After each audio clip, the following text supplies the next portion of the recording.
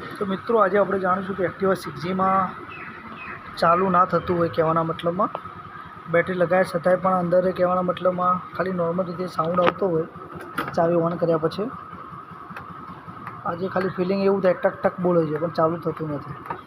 તેમાં કઈ કઈ વસ્તુ ડેમેજ હોઈ શકે એના માટે આપણે ખાસ વિડીયો બનાવ્યો છે. તો સૌથી પહેલાં એની આપણે બેટરી ચેક કરીશું. તો બેટરી નીચેના ભાગમાં આવશે.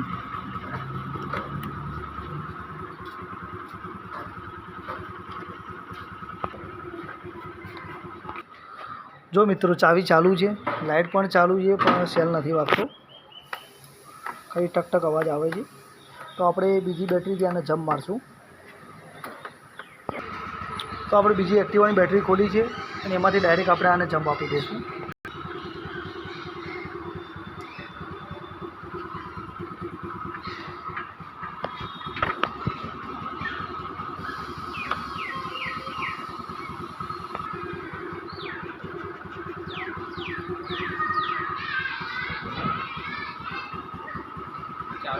તો મિત્રો આપણે પ્રોપરલી કેબલ લગાવી દીધો છે. હવે આપણે ચાલુ કરીને જોઈશું કે આમાં બેટરીનો ફોલ્ટ છે કે કયું શું ફોલ્ટ છે.